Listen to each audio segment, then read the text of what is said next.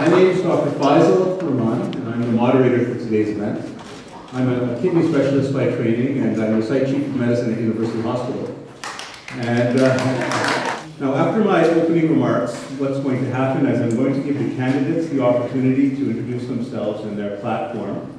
You will have up to 3 minutes to introduce yourselves, after which, if you go on, I will ask you to be silent. So stay within that 3-minute limit. After their introductory remarks, there will be a couple of questions asked by the Registered Nurses Association of Ontario and the Ontario Health Coalition, and then the general public will be invited to ask questions as well. I'm going to ask Mr. Salim Mansur to introduce himself first. You can do it right from there. Well, this is a very odd setting. God help us with this setting. Good evening, sir.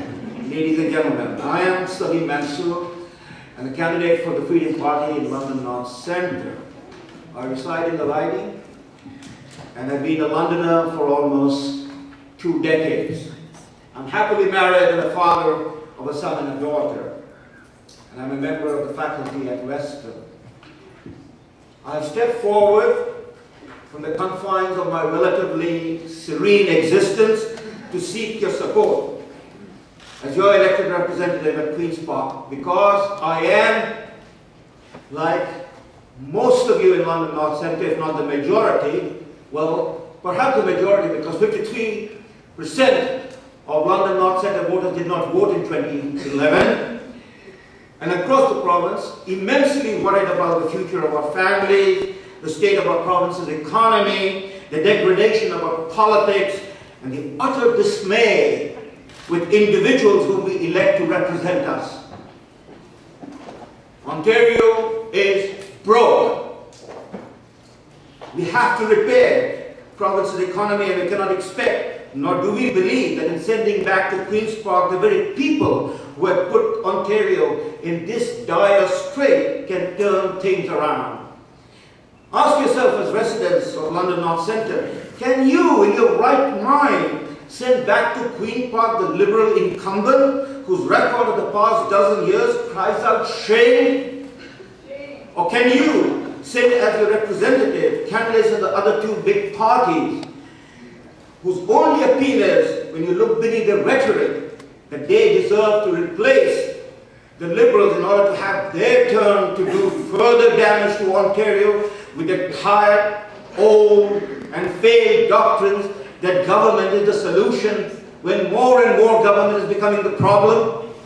Freedom Party believes in restoring the balance between the people and government, between the province's income and its appalling spending record, between freedom that rewards individuals in the market and government that turns punitive by limiting choice. And the choice on June 12th is clear. If you want the same old, then you can vote for one of the big 3 parties. But if you really believe in change, in really believing in repairing the economy, then there's only one choice, and you will vote for me, Salim Mansur, on June 12th. Thank you.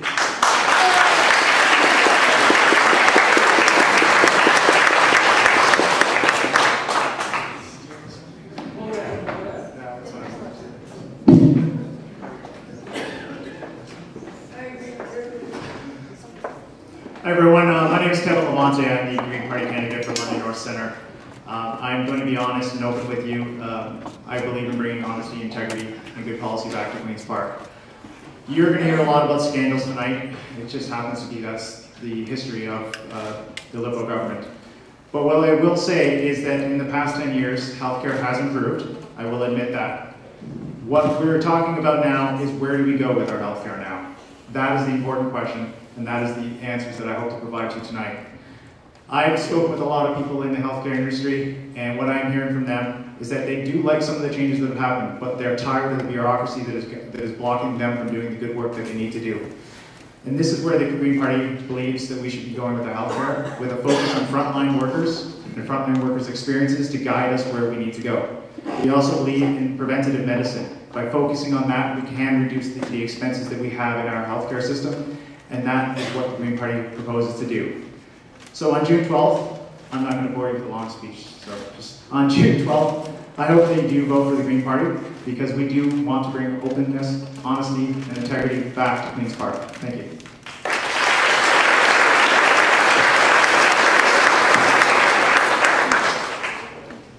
Hello everybody, my name is McKee. I'm a candidate from the Communist Party. First of all, I want to thank the RNAO and the Ontario Health Coalition for organizing this debate. I'll say that our party is a strong supporter of the Ontario Health Coalition. We participated in many campaigns and initiatives, and we continue to do so. It's been almost 25 years since the Communist Party had a candidate in London, and in that time, there's been many changes in healthcare, and most of them have not been in the interests of working people or working communities, working families. Public health care spending in Ontario has dropped. In 2012, it was just over $3,900 per capita. Just to give you a sense of comparison, Alberta spent almost $4,900. Newfoundland spent almost $5,400 that same year per capita. So from a leader in healthcare in Canada, Ontario now ranks 8th among the provinces. Ontario is dead last in the country in hospital spending, with per capita spending in 2012 at just over $1,300. Alberta, again to use that example, ranks second at $2,200 per capita. As a percentage of the provincial GDP, Ontario's healthcare spending has dropped to 8%, which again, sits the province at 8th amongst the Canadian provinces. Ontario also, and this is very important, has the highest percentage of private healthcare spending in Canada. Fully 32% of all public healthcare spending in the province is spent on private healthcare. And I mentioned Alberta earlier. We tend to think of Alberta as being the ideological home of privatization of healthcare. Well, in fact, Alberta spent less than Ontario on private healthcare. They spent 27%. So what we see in the Communist Party is that there's a healthcare crisis that's been generated. It's been generated as a result of deliberate cuts to the funding of healthcare in hospitals in Ontario. It's a made in Queen's Park crisis. And the question we have to ask in this election is, how bad is this situation going to be in 4 years? All of the parties in the legislature embrace some form of austerity policy, admittedly to different extents and in different ways, but they all embraced it. Our party, the Communist Party, has a different approach. It's based on an understanding that Ontarians want hospitals and health care that measures up and exceeds the standards of the Canada Health Act. We call for increased funding, for the restoration of delisted services, for the expansion of public health care so that it includes vision, dental, pharmacy, long-term care, and mental health care. Ontario and federal governments, current and future, should be guided by the principle that health care is a right, not a privilege for the wealthy. There's no room in this scenario for the local health, the LHINs, the local health integration networks. They should be abolished, along with private for-profit medicine, and private clinics and healthcare corporations should be taken out of the healthcare system. Ontarians have had nearly 2 decades of cuts, delisting, creeping privatization of public health care, but we don't have to accept this. Another Ontario is possible. What's needed is the political will to defend and expand public health care, put people's needs before corporate greed, and the Communist Party has that political will. Thank you.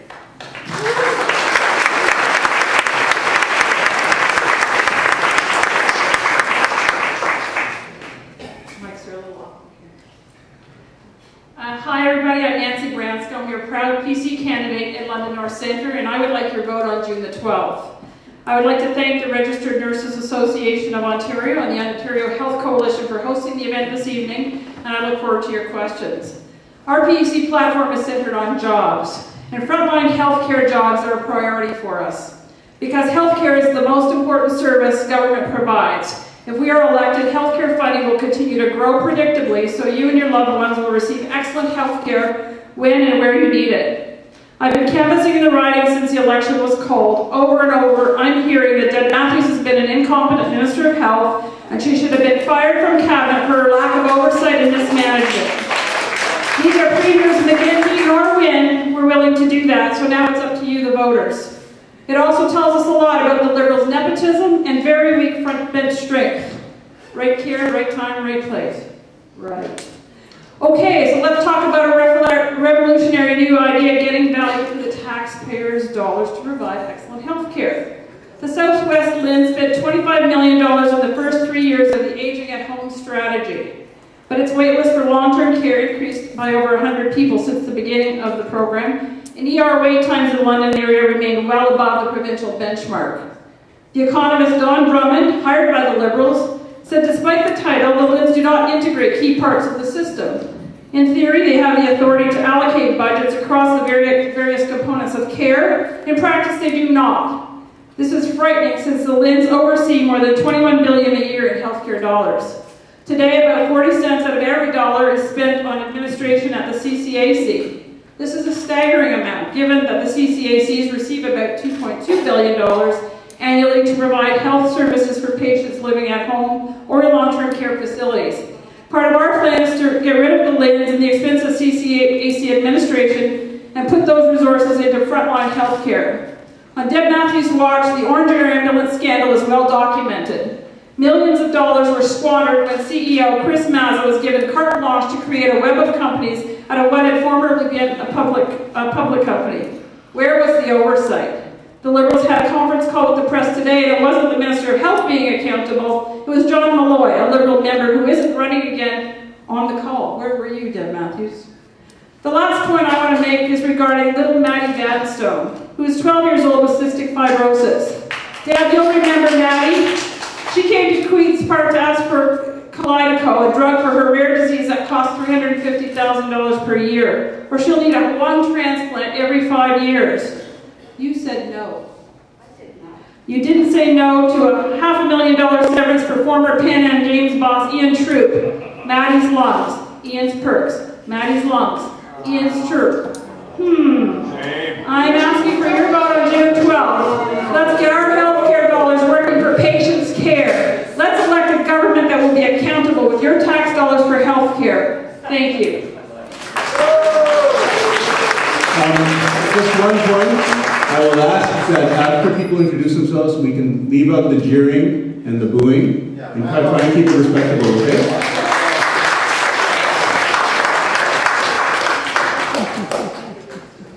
Good evening, I'm Judy Bryant, your NDP candidate for London North Centre. Thank you to the Ontario Health Coalition and the Registered Nurse Association Ontario for hosting our candidates meeting tonight. This is an extremely important topic, healthcare. In spite of provincial public relations exercises, why do we still have huge wait times in emergency rooms across Ontario? They remain high with an average of over 10 hours.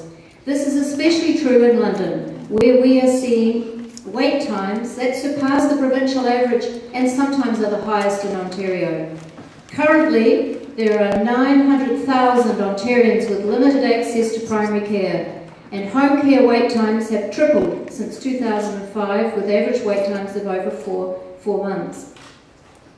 We must improve the frontline services and patient care instead of wasting healthcare dollars on executives, insiders and lobbyists.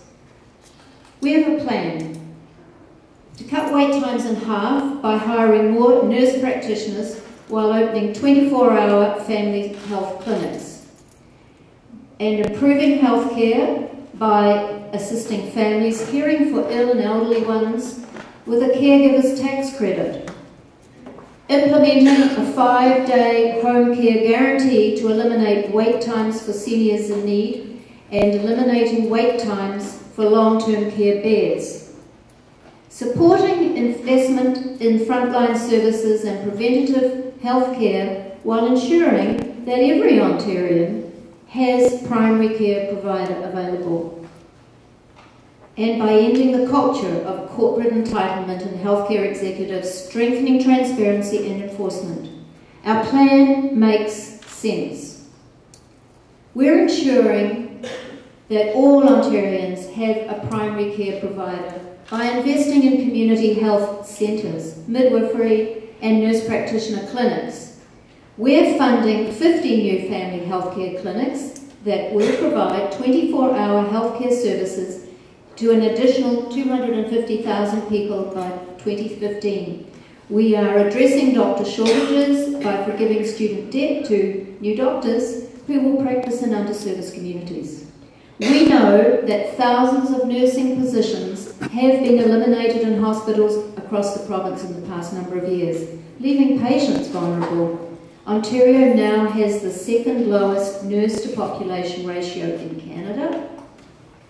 With continued erosion of our public health care system, retention and attraction of people to this sector will become increasingly more difficult, and it's not going to attract people to want to live in London either.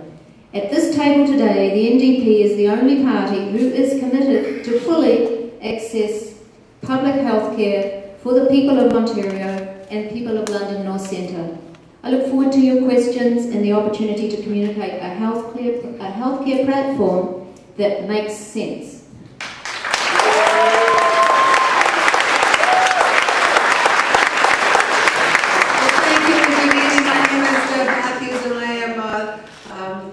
Seeking your vote for re-election in the riding of London North Centre. It is my enormous honour and responsibility and privilege to be Minister of Health in this province.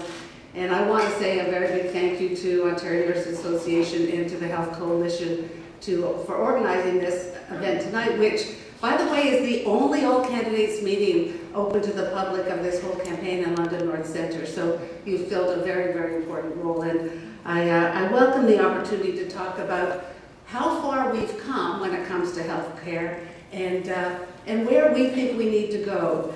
I'm delighted that Kevin Labonte has actually acknowledged that healthcare is better now than it was a decade ago. I ran for the first time in 2003. The #1 issue I got was you simply could not get a family doctor. That is no longer a problem here in London, and I am delighted with that improvement. When it comes to wait times, we have both surgical wait times, where we have cut those wait times in half. We've made tremendous progress. For example, knee surgery here at LHSC is 1 year faster than it used to be. That is 1 year living in pain. When it comes to ER wait times, I'm pleased that provincially we've got 89% of people with non-complex healthcare needs getting the care they need within targets. Our target is 90, we're at 89. When it comes to people with more complex conditions, 85% of people get the care they need within the target. St. Joe's Hospital in London is actually doing far better than the provincial average. LHSC still has serious work to do. They know it, and they're doing that work, and I commit to you that I will continue to work with LHSC to deal with that issue, particularly when it comes to people dealing with mental health challenges. We have to do better. We have to do more on that front. The bottom line is the previous government did not measure wait times. We were the first in North America to measure ER wait times and publicly report.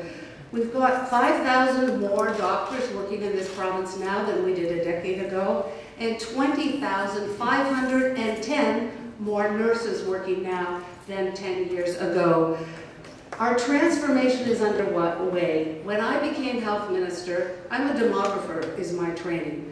As everyone is concerned about the impact of the aging population on our healthcare system, that's a top priority for me because our sustainability of the system is at stake. So we've made some important decisions to improve care for people, and I'm getting the stop sign. So there's oh, not yet. Okay. So I will come back to the Maddie Vanstone, and I'm appalled that you made that statement.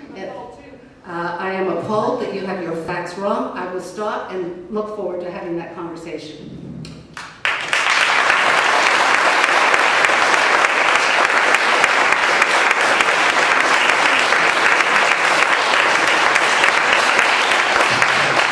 Before we go to our first question, I think if there are any statements that are made that may be accusatory, I will give different people the opportunity to respond to those comments.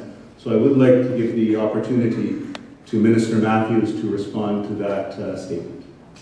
Thank you very much. I appreciate that.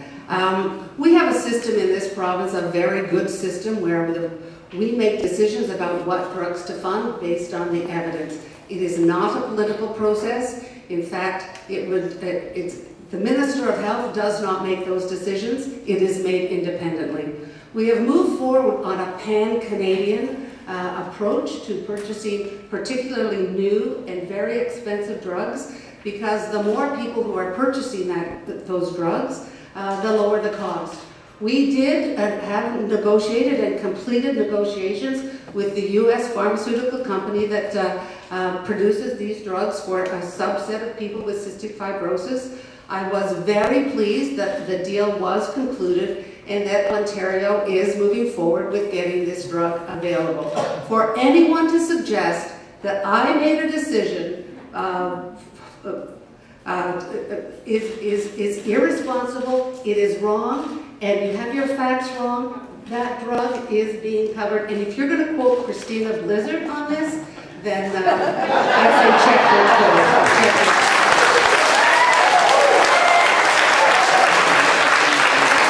Moving on, we're going to take our first question from the Ontario Health Coalition.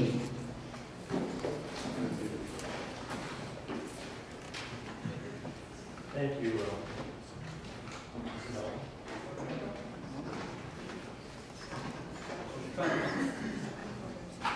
Thank you.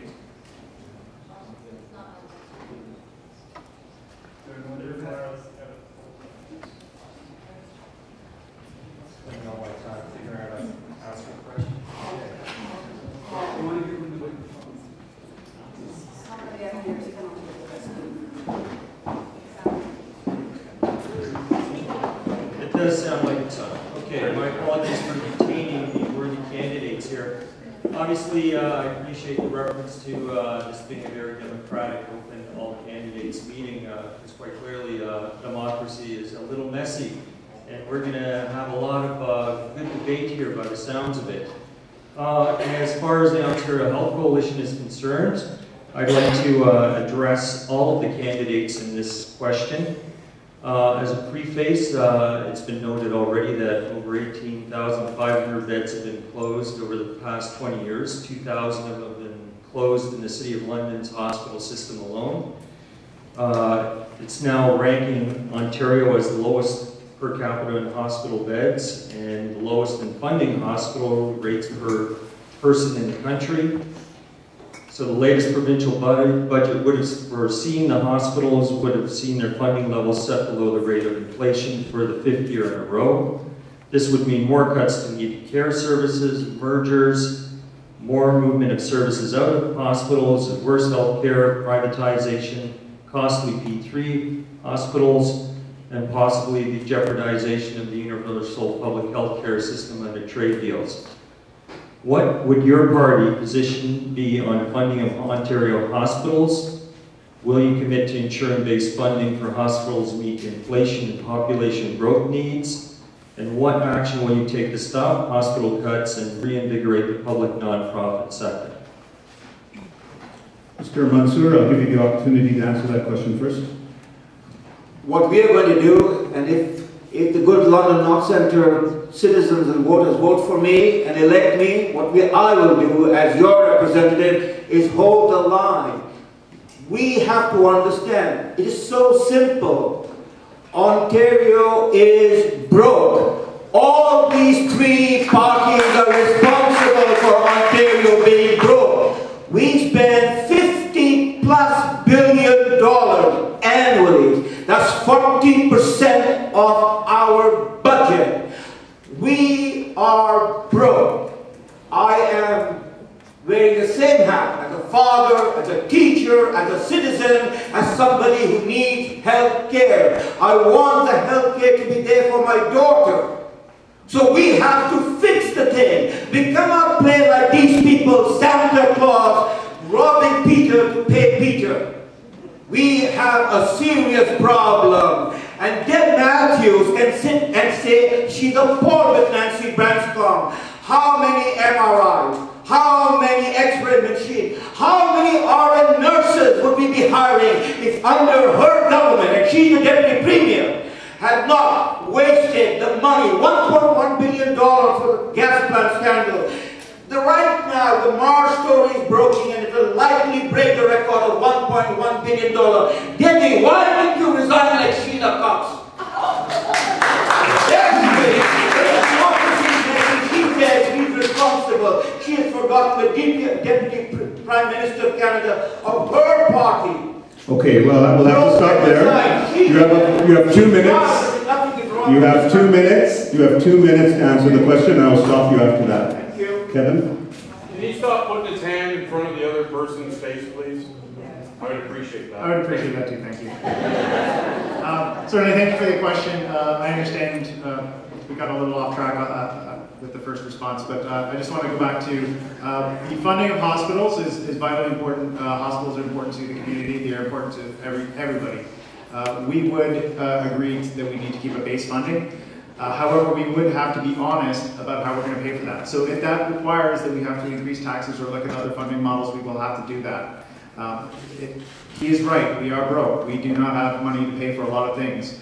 That's why we need to be honest about where we're going to pay for it, and that's where we have to have that discussion. We will be open and honest with you, and that is our mandate. The Green Party is opposed to P3 hospitals. The studies have shown that they don't work, they're expensive. So why are we funding them? It makes no sense. So if you vote for a Green Party candidate, you can expect that we will be open and honest. We will say that yes, this is something that we need to pay for, and if we can't afford it, we will tell you that we have to raise funds somehow. And we will discuss with you how that happens. So again, it's all about openness and honesty. This is something that all the parties should be advocating for, and I hope that they do. Thank you.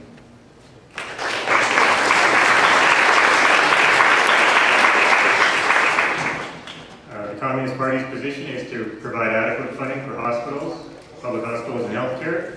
We would restore funding, we would stop mergers and closures of hospitals, we would stop P3 development and for-profit private clinics. We would enforce the Canada Health Act, which prohibits these items. In terms of whether the province is broke or not, the question in our minds is it a spending crisis or a revenue crisis? Let's be honest, there has been money for $15 billion in corporate tax cuts. I think that money could be spent better. It could be spent on healthcare, it could be spent on education, it can be spent lowering tuition. But instead the priorities are to drive Ontario's commercial and industrial tax to among the lowest in North America. We don't think that's acceptable, we don't think that's sustainable, and that's what has to change.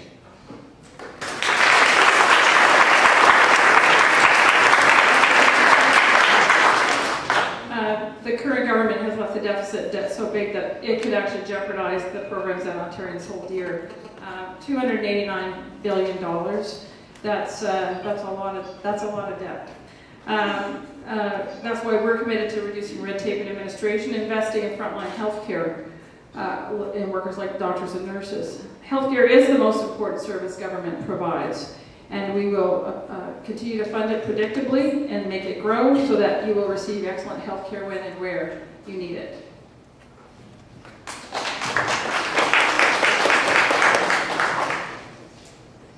Thank you. We have seen inflation, as we know, of up to 5% increases, and we also see in our hospitals and healthcare a changing demographic, and we need to plan for that. The Liberals have created a patchwork of healthcare across the province and in London, and the PCs have suggested they're going to be cutting services in the public sector. That will affect hospitals, but we don't know where that is. Even if it's by attrition, that means there won't be any jobs there. But the NDP have a plan. We will invest in frontline services. We believe that by hiring 250 additional nurses, we can create also 50 new 24-hour clinics. This will give frontline services to people, and we've looked at this funding and financing. We will limit wait lists. We will produce an opportunity for home care, we will invest in home care so that there are no wait times. There will be a 5-day guarantee when you go into care, and you'll be able to get home care at home. And that will help to reduce the cost of hospitals. We know that by investing in that frontline service, we will have less people in hospital, and we will be able to be much more efficient. We are committed to high quality public health care, and we will support and not undermine universal health care in Ontario.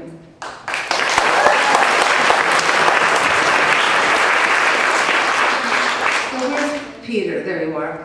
The first thing I want to say that our commitment to universal health care is absolutely rock solid. It's what drives every decision I make. I firmly believe, and Kathleen Wynne and the Ontario Liberal Party are absolutely committed to protecting the uniquely Canadian universal health care, where people get the care they need based on their need, not on their ability to pay. So that commitment, I cannot stress enough, drives everything we have done. I can assure you that the health budget will continue to grow. It will not continue to grow at the rate we have seen historically, because that is not sustainable.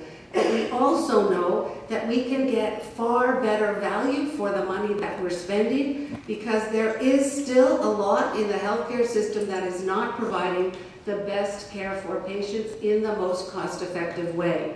I released the action plan 2.5 years ago, where I outlined our path to sustainability. And it's about focusing on wellness. It's about preventing people from needing to access health care. It's about making primary care, nurse practitioner clinics, family doctors, at the center of our healthcare system, not as an afterthought.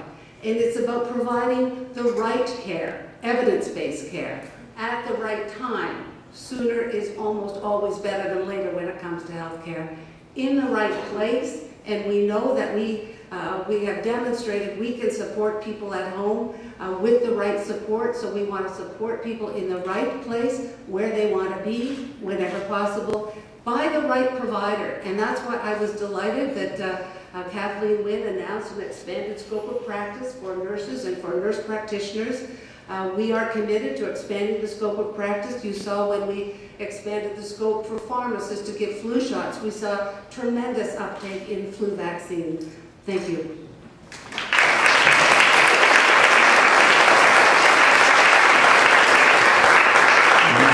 There's one other question from the Nurses Association of Ontario, and then we'll ask our community members to ask their questions. Morgan? So I'm Morgan Hobart. I'm the president of the Registered Nurses Association of Ontario Middlesex Elgin chapter.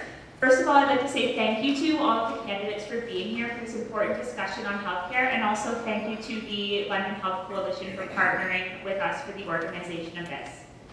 So in April 2014, RNAO released the second version of the Enhancing Community Care for Ontarians model, proposing that local health integration networks assume accountability for planning and funding all sectors, while transitioning the functions of community care access centers, including 3,500 care coordinator positions, into existing areas of the health system, largely primary care. This structural realignment will make system processes more effective and improve access to health care. Will your party commit to expanding the role of the LHIN to encompass all sectors and phase out CCACs? Thank you. I will ask Kevin from the Green Party to start. Thank you, Morgan, for the question. It is not something that I've looked at or researched, but here is my position on this. I believe in listening to experts. The Registered Nurses Association of Ontario is experts in their field. They know what they're doing. They're on the front line. They see it every single day. They know where the savings can be made, and so we accept recommendations from the Registered Nurses Association of Ontario because they know what they're talking about. So yes, if you've researched it, we will look over the report. We will look at it with an open mind, and we will accept the recommendations. Thank you.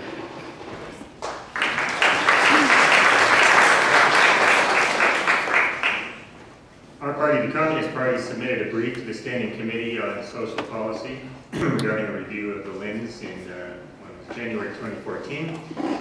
And we're opposed to local health integration networks because we see them as vehicles for privatization. What we would replace them with, we do recognize the importance of community-based healthcare, community-based delivery, community-based priorities, and local democracy. So we would replace the LHINs with elected health boards, locally elected, with real teeth, real powers to provide that community focus and make sure that this community program.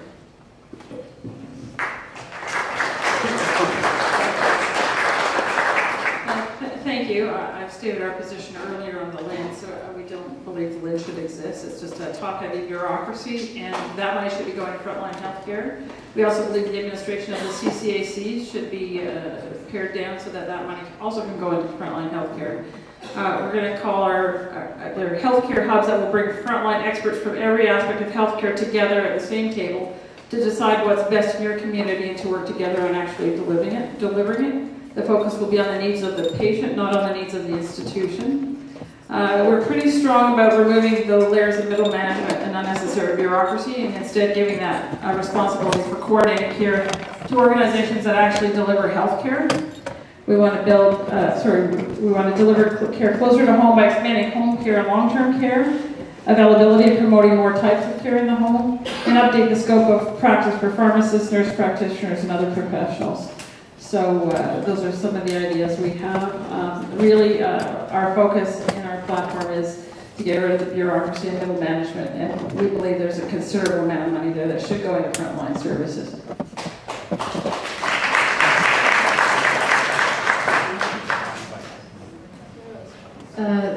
There's no doubt about it that healthcare is complex and complicated, and we have to be reviewing the things that are brought towards us, obviously, to see that the most efficient kind of healthcare service, particularly getting back down to the front line where it's been missing, is held up. We in the NDP are concerned that we have 900,000 people without family doctors, and we're concerned about the condition of primary health care.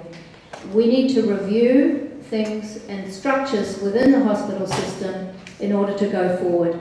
But we do know that in the immediate future, by having just another 2 nurses per emergency room, we would begin immediately to improve healthcare at the door of the hospitals and for the people who here in London North Centre and their families are looking for that primary care.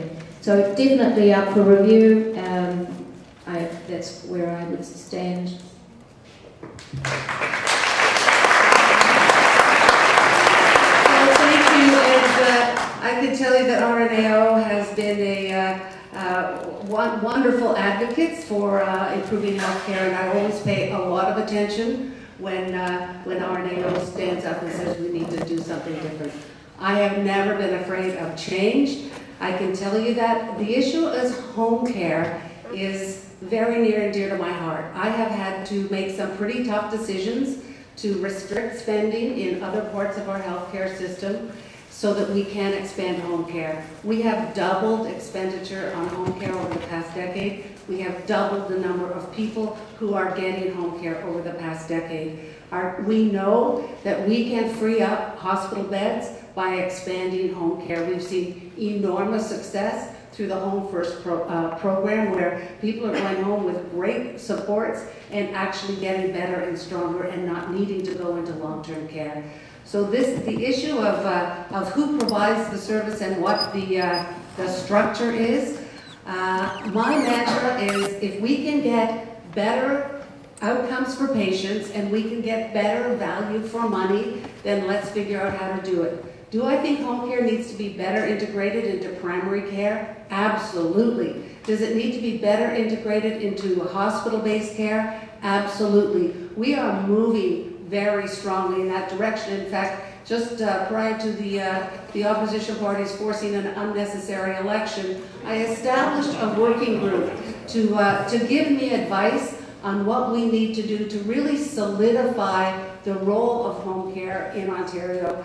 It, for too long, has been an afterthought. It is now a vitally important part of our healthcare system. We need to make sure that it's working for patients, it's working for caregivers, that we're getting the best value for money. And we've got some good examples across the province where we are. Thank you, Minister. Your time is up. We have a good citizen here waiting patiently for a question. People on this table. I thank you, Morgan, for your question, and I thank you particularly for taking the initiative to do this event this evening.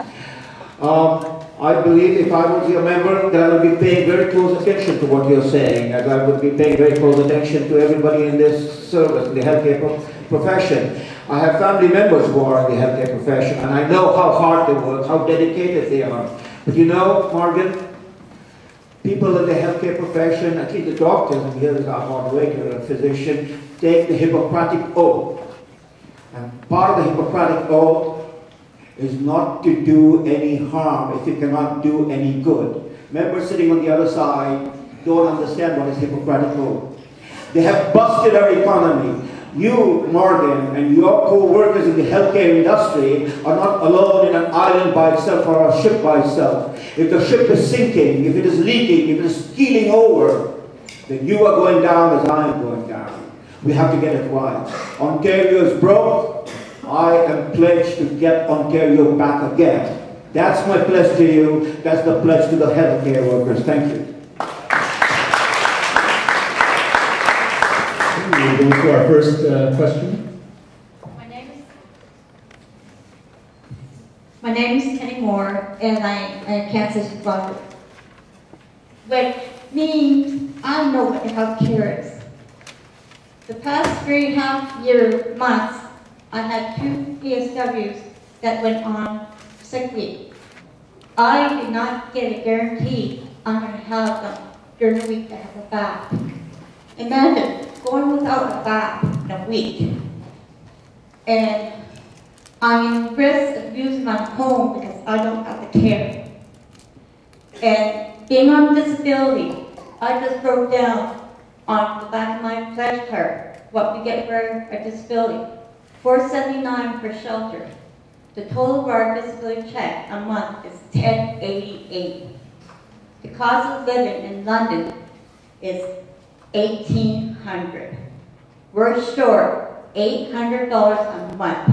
And I'm told if I want to get a bath or a shower a week, because I don't have the PSWs to come to me, I have to pay $30 a week to go somewhere to get a shower. If I end up in a shelter, I can't take my dog. This is not fair.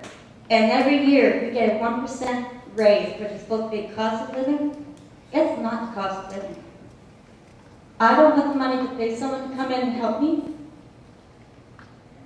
What are you going to do about the seniors, the disability, and all the low-income people that cannot afford this health care? And I paid $250 that are not covered on drug cards. I had just got my check. I don't have a cent to my name. What are you going to do about the low income? Thank you.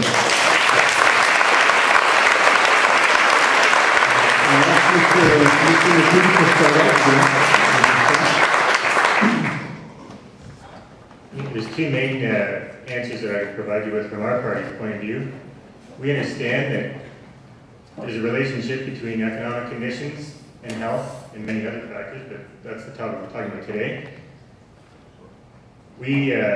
Our approach is to make sure that healthcare services are provided free of charge and in an extensive way so that people's needs are met. But the other aspect of our program and our approach to things is to make sure that people have adequate housing, to make sure that people have guaranteed annual income, to make sure that disability benefits are raised and welfare benefits, social assistance, are raised above the poverty line immediately. They were cut brutally by the previous Conservative government, and they've not been restored by successive Liberal governments, despite a lot of activism, a lot of pressure from communities across Ontario. And we would definitely restore those rates. We would raise them up above the poverty rate. We look towards guaranteed annual income, public housing expansion, and for sure, expansion and delivery of free healthcare services.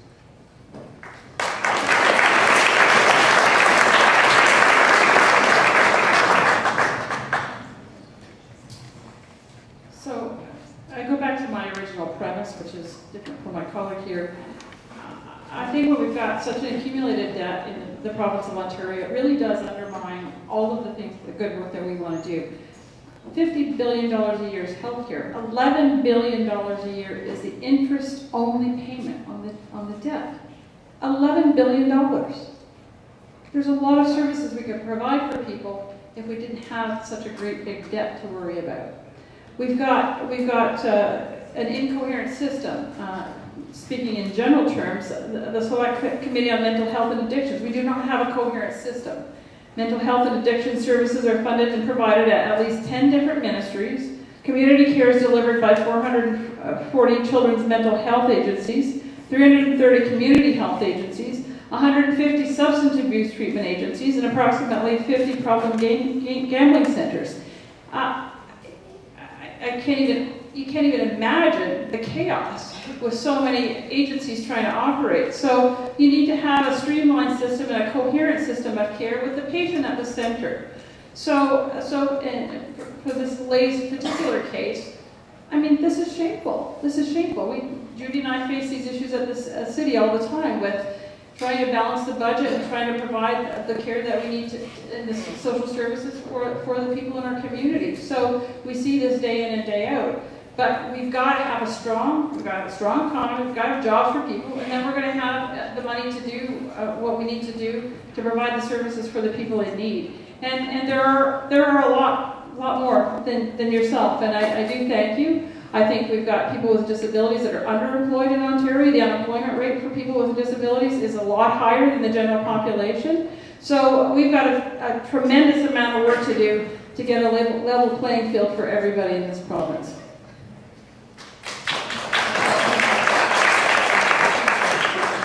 Thank you. I'm glad this question came up.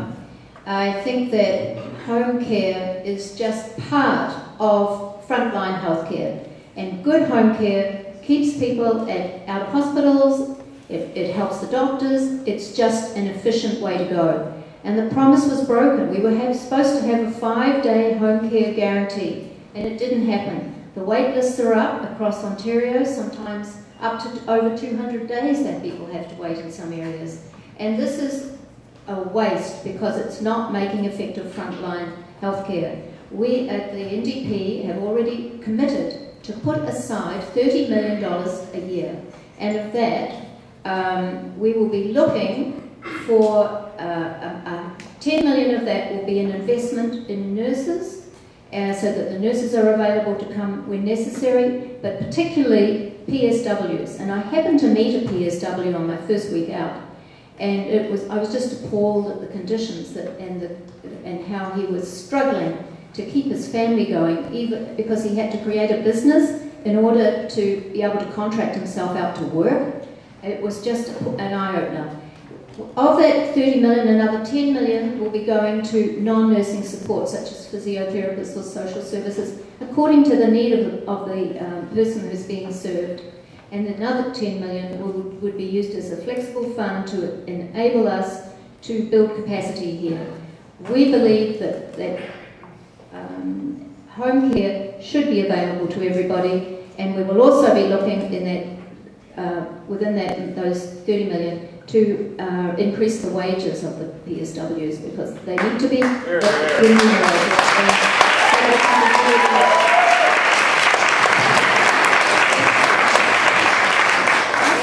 I want to start by saying thank you so much for being here. I know it's not easy to get to an event like this when you're in a wheelchair, and I really commend you for coming and joining. You have raised, I think, the most important issue when it comes to healthcare, and that is the social determinants of health.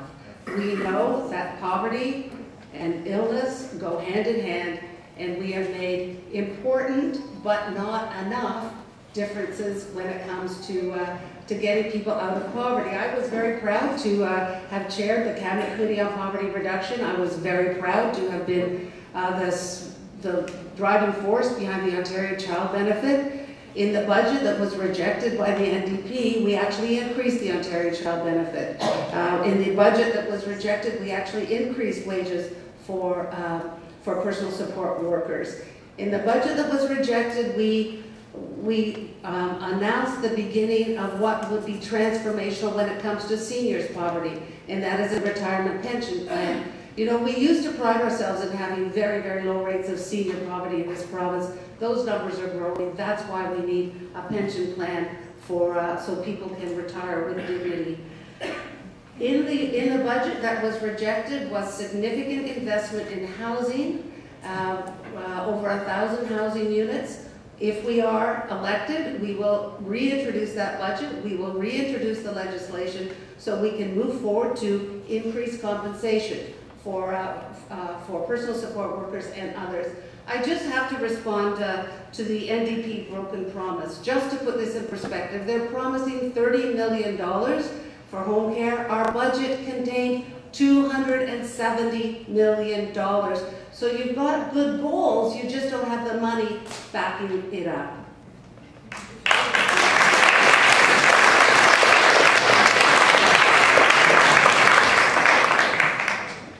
thank you for your question. And you have just beheld the demonstration of how your elected representative deal with you. What is $1 billion here? What's a few $1 billion there? You are talking about what is the situation with the citizens in our city, in London North Centre, of how you have been dealt with, and you have been given a runaround. You have been given a lot of gobbledygook, people reading from their briefing notes, you know. If this government was serious about helping you, Debbie Matthews would not be sitting there and blowing money, and then engaging in all the sound and fury signifying nothing. Just signifying nothing. You know, they've blown money, and they're ready to blow money.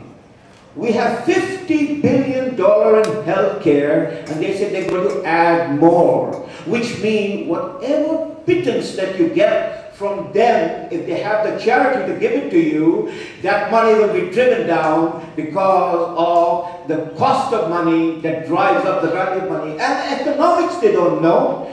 They haven't taken the Hippocratic oath, but they have done the gobbledygook. Ma'am, you have a problem. Join me on June 12th to get these people out so that you will have somebody fighting for you.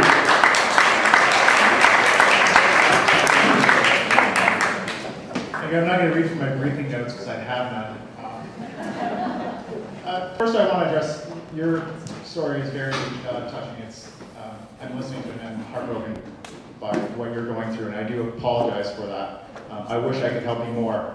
But if elected, the Green Party has promised to fund $600 million for the Social Assistance Review to help raise the rates of ODSP and Ontario Works so that they can actually afford to live in the cities that they live in.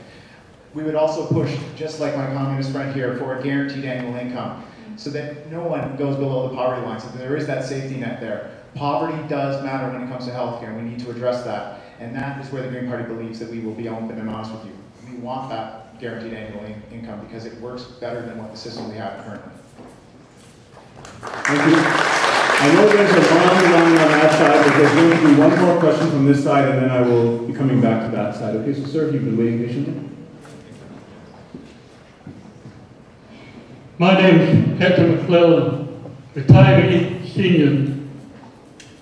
I've nothing but admired the hospital staff. I admire the nurses, the doctors, the cleaners, great people looking after you in the hospital. But the system's broken. When I come across a double RBG, a senior, in his driveway, crying, wishing he was dead, he had been released 4 days before. There's nobody at home that could look after him. And that should never happen. The system's broken when that happens. Another young man, cancer, comes to the hospital last week for morphine to help with his parents, to help him get rid of the pain. And please keep him in the hospital. No, we can't do that. How are we going to get him home? Can we get an ambulance? No, you can't get an ambulance. You can get the Voyager. And how much is that? $100. The intervention of a specialist doctor got that young man back into hospital, and he's been looked after. But the administration is broken. It's broken when we have people getting released from hospital too early, no intervention when they get home, and it's too late to happen. So, thank you very much. So I guess a very, very clear statement. So I think I'll ask Ms. Branscombe to comment on what her party would do to deal with those very common situations. Well, I think it goes back to the fundamentals that I mentioned before, that you need to have patient-centered care, and you have to have a team of not bureaucrats, but people who actually provide the care, making the decisions collectively around the same table, because a lot of people have different issues, and they're sometimes dealt with in a different way. So we need to put the patient at the center and work from there out. So for us, these health hubs, using the frontline healthcare workers to make those kinds of decisions and do that administration is going to simplify that a lot more, so we won't have to jump through hoops. We all have our own personal very sad stories, and we also have heard from people when we're out and about, door knocking, even constituents when Judy and I are at the city, every day about people that fall through the cracks. That isn't acceptable. So we need to do a better job, and I would just say that the minister's had 10 years to fix this, and I'm not sure what's taking so long.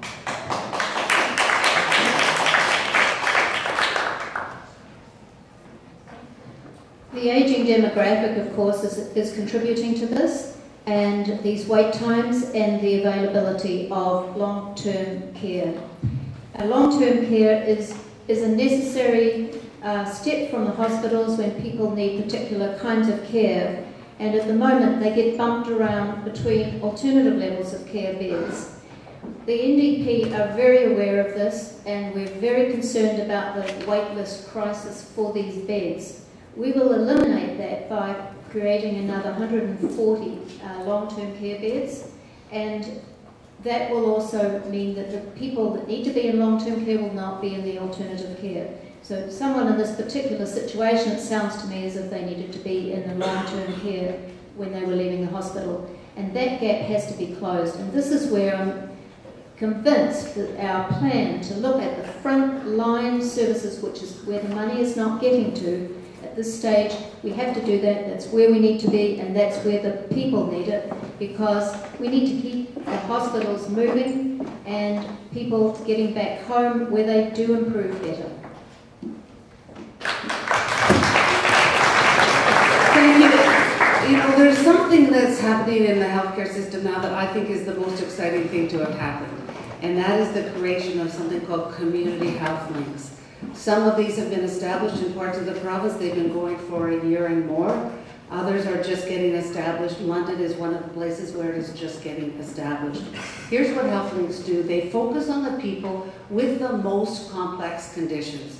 An interesting statistic, 1% of us use about 1/3 of our healthcare dollars. 5% of us use 2/3 of the healthcare dollars.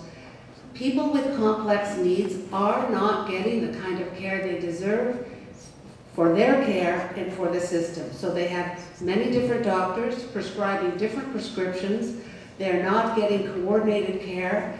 So these community health links pull providers together in a community, one person at a time.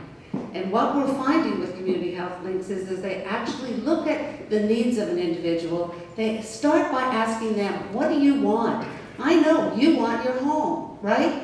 That's what you want. You want a home. So if you are a Health Links client, and I'm going to see if I can get you to be one, there would be a group of people, you would have one plan of care. All of your providers would agree on that plan of care. One patient that I heard about the year prior to Health Links had been in the hospital 4 times, admitted to the hospital, had been to the ER 20 times in 1 year. After Health Links, 0 admissions, 0 visits to the ER. This is what we have to do. Integrate our healthcare system around the needs of the people with the most complex healthcare needs. It's better care, it's better value.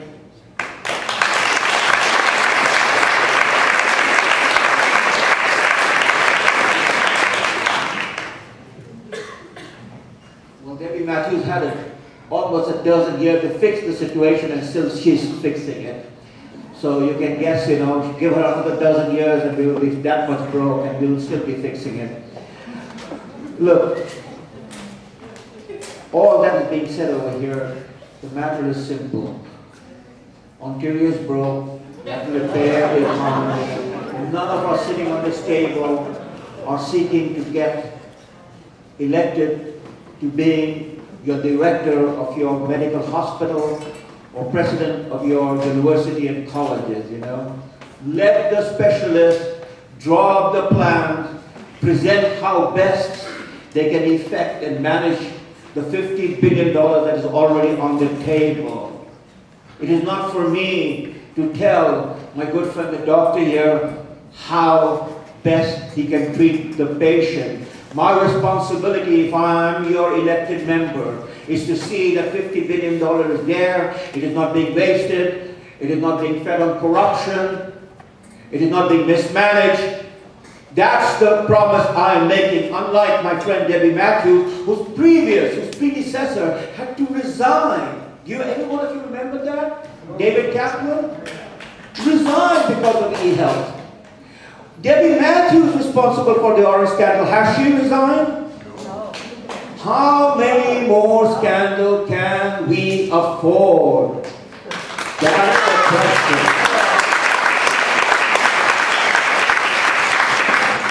Thank you were saying, sir, was that there is a broken line of continuum of care that needs to be addressed. And the problem is that we have a lot of layers of bureaucracy. So once the hospital is discharged, it goes to another bureaucracy that needs to figure out what to do with that patient. And then from there, it goes to another bureaucracy for once they're in the home.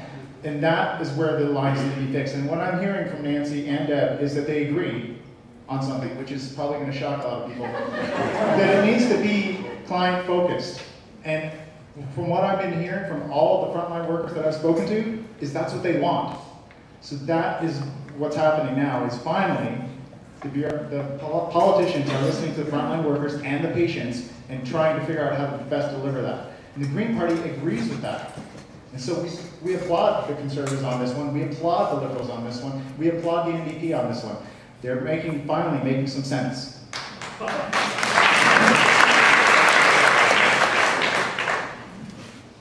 Well, I do think that there's agreement that there needs to be more patient-centeredness in healthcare, but I think there's pretty big disagreement on how that's to be accomplished. And to sound like a broken record, our view is that that is delivered in the best way for that to be delivered is through publicly funded, publicly provided, not-for-profit healthcare institutions. We shouldn't have user fees. You mentioned the user fee.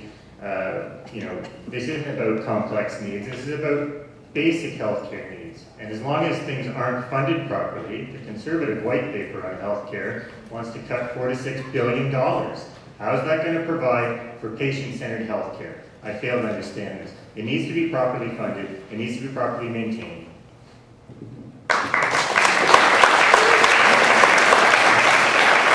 So just because we have a lot of people who want to ask questions, for the next few questions, I'm going to actually direct 2 or 3 people to respond. And I will make sure that it is equitable and everyone has a chance to address the same number of questions. So I will ask you to ask the question. I have one question to one person, and it's Deb Matthews. I have been trying to meet with you for 3 years. You have refused to meet or have a telecom. Even your director, John Amodio, director of Deb Matthews, Regulatory and Policy Branch of the Ministry of Health Long-Term Care, put requests through to Minister Matthews. My mom, mother-in-law, and aunt all were hospitalized or died due to medical error, medication incidents, adverse drug reactions. I've been a social activist in London for over 25 years. Before that, I was a counselor with Veterans Affairs, working at Westminster campus before Veterans Affairs passed it over for $1 to Victoria Hospital. I also worked at Sunnycourt Medical Center and worked Front Street District Office. Minister Matthews, you are inaccessible.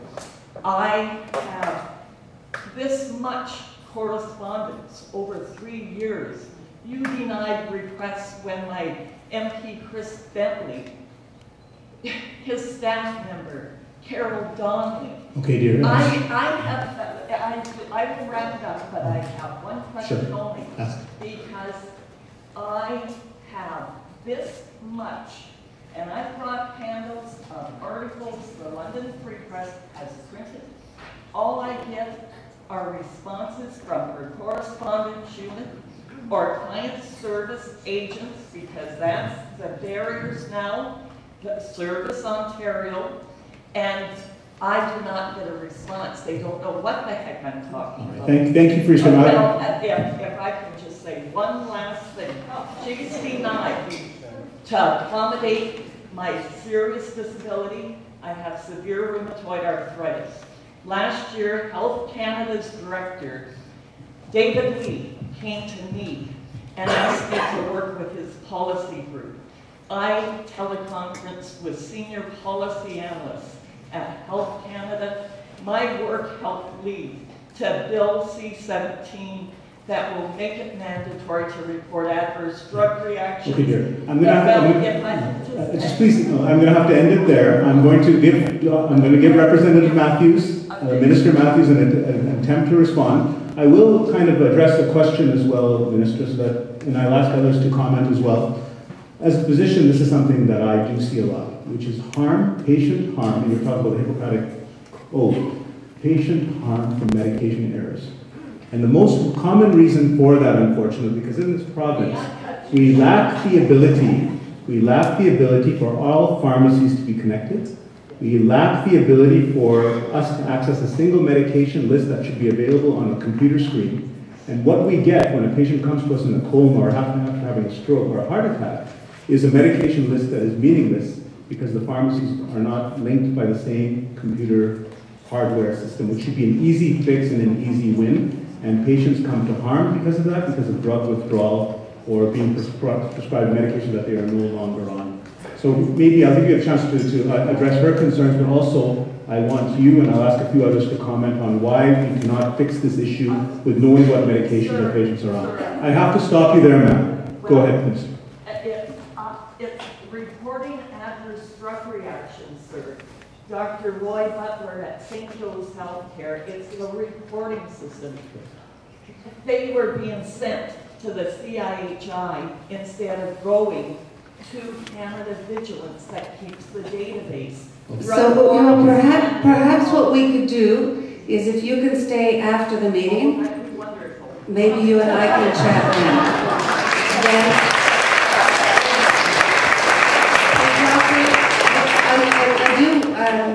I'm not sure this is exactly appropriate, but I'm going to do anyway. The London hospitals have moved to Hugo, the health undergoing optimization. This has happened just recently, which in previous hospitals that I'm sure you're aware of this, hospitals that have used this in the past have seen very significant decreases in medication error. So I would love to hear what you have to say about that. Probably not in this venue, but that reducing medication errors is a very high priority for all of our hospitals, and Hugo is a big step in the right direction. Minister 10 hospitals, I'm told. It wasn't. This has been dealt with. But let's talk afterwards. So I would just comment on that because Hugo has nothing to do with the medication lists of patients who go to Shoppers Drug Mart, go to. We need to do what's happening in British Columbia, where if I look at a computer screen from a patient who lives in Kamloops and I'm in Vancouver, I know what medications are on it. I'm sorry, I misunderstood the question. So you have it with people on the Ontario Drug Benefit Plan? That's correct. You have that now, so that's about half the medication that's prescribed in the province is through ODD. What you don't have is the other half, and that is work that's underway. That's dangerous. Yes. So I would like to maybe ask Mr. Mansur, in terms of what would your party do to address this problem of medication error and the failure of communication between the pharmacy system? My party will listen to these experts like you, and my responsibility is to see that what the experts say is delivered while I keep a watch that we do not go broke. I'm not here sitting with behind my name an MD. You are standing there with an MD. I am a PhD. And I'm not going to usurp the authority of you or anybody else over here. My responsibility, that's what a democracy is about. It's about accountability. That lady was asking the Minister of Health to be accountable because the NDP and the PC, as Nancy Branscombe is running the ad in this London North Centre, 97% of the time have been voting for the Liberal. So they're together. But let me conclude, because we have taken a lot of time. However, Nancy Branscombe and Judy Bryant have been voting together 94% of the time in the City Hall. So this is a monopoly that is only looking after their interests. We must bust the monopoly so that we can hear the common people. Thank you, Mr. Mansur. So we will now take a question from the person here. My husband and I have a mentally physically challenged son. Every time Hello? My name is Marie Landry. My husband and I have a developmentally physically challenged 39-year-old son with seizure prone. As you can see, we are seniors, late 60s, early 70s, have significant health problems. We also have many sleepless nights due to Joey's seizure activity. Joey's been on a waiting list for residential supported living for over 10 years. I direct my question to Nancy Branscombe, Judy, Bryant, and Deb Matthews, please. What are your parties proposing to do to help us and families like us? Thank you. So Ms. Branscombe, you go first. Well, I think the frightening thing tonight is that so many of these cases are so similar that people are just being left behind. And I think I'll just go back to this patient-centered care, getting all the practitioners who deal with them working together so that we have one advocate and the patient gets all the care that they need from that central base. I guess I'm a bit shocked with the previous lady that took 3 years to get to see the minister. It just happened tonight by coincidence. But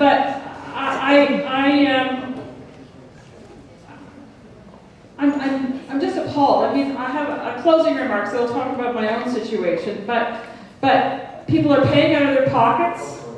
They're paying out of their pockets for health care. They're paying out of their pockets a great deal of money that they don't have to get the very basic care for their loved ones. And I go back to my original premise that there is money in the system. We have $50 billion in health care. We've got waste of government. In my opening remarks, I mean, $5 billion, $4 to $5 billion wasted with Orange, with e-health. We've got talking about the drugs. We have e-health. We spent $2 billion on e-health. We still don't have electronic records. How difficult is this? You know, we've got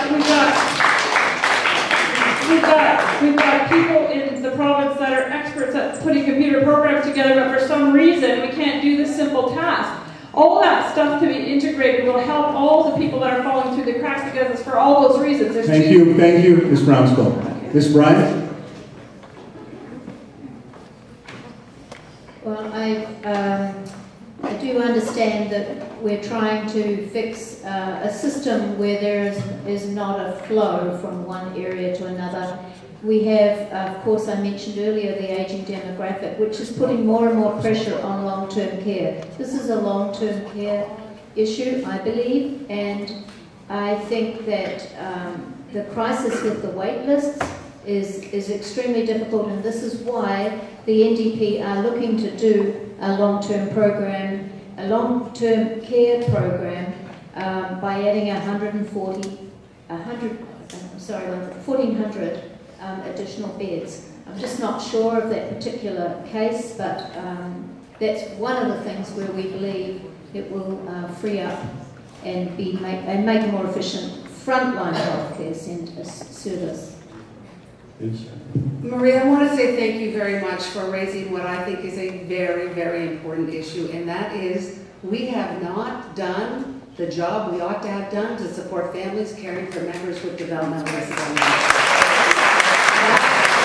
That's why in this budget, the budget that was rejected by both opposition parties contained a historic $810 million to clear the wait list for passport, for special services at home, and to create more residential placements so that people who have been caring for their kids with severe disabilities for a long time actually get the help they need. This was a personal issue that came from Women's Caucus, and then when Kathleen Wynne became Premier, I became Deputy Premier, we said, let's just fix this. It's a very big investment, but it's a very important investment. Neither the NDP nor the PCs have given a minute's thought to supporting this. It was in the budget. We will reintroduce the same budget, and if we are elected, we will have that Mr. McKee, what does the Communist Party do on supporting families with loved ones with disabilities?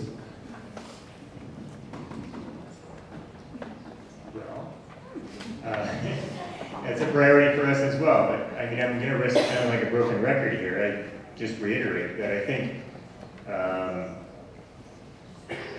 recognizing and understanding that changing healthcare priorities requires a reallocation of healthcare spending, for sure. But at the end of the day, what's really key is that that be funded properly. As long as there's this process, we're taking money out of the system and replacing it with user fees or replacing it with, privatized delivery, then we're just going to compound that problem. There's going to be less and less delivery of services to those who need it. There's going to be less and less effective delivery of services to new areas which emerge.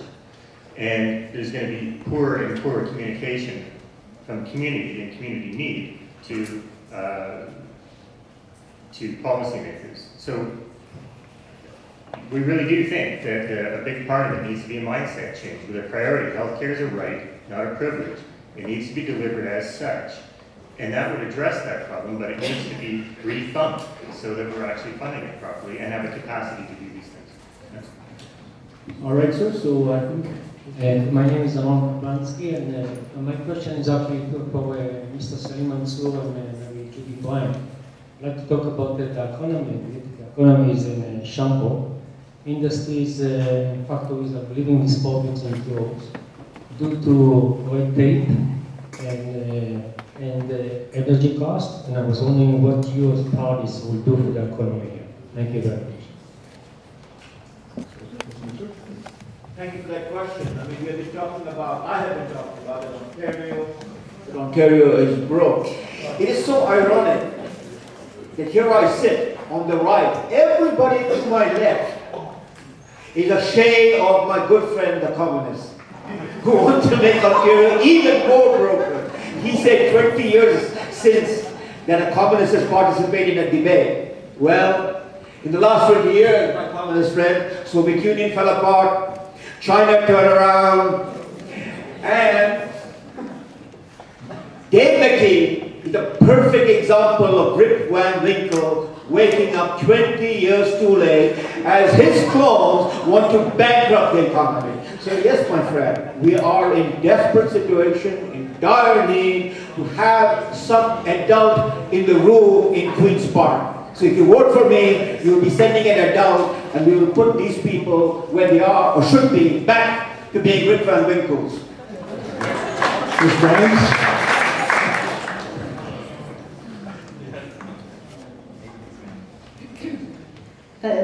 I can certainly understand one's concern about the economy, and we do know that this is a worldwide thing, but we also know that Ontario has been very hard hit.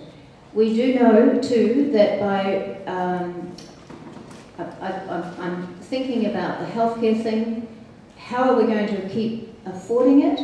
We can do it a number of ways. We can save by putting in the Ministry of Savings and Accountability. We believe we could find $600,000 there. We're going to put in a simple, small corporate tax to raise some money there. We're going to reduce the taxes on small businesses and also have incentives for small businesses to create, or any business actually, to create jobs. So we're having a job creation tax, which means people who actually do create jobs will benefit from that tax, as opposed to giving people money and saying you can go away and create a job. I feel this is off the topic. It's a little bit strange, but we're also looking at the hospitals. If I go there for looking at money, we would be looking to cut the CEO's salaries and to cut the scandal in the ways that we have in Orange and now with Mars. Okay, I'd like to also ask Mr. Labonte, I don't think any question is off topic when it comes from a concerned citizen. And I think in the end we are going to have to pay for our healthcare system. So in addressing that question, what would be the approach of the Green Party?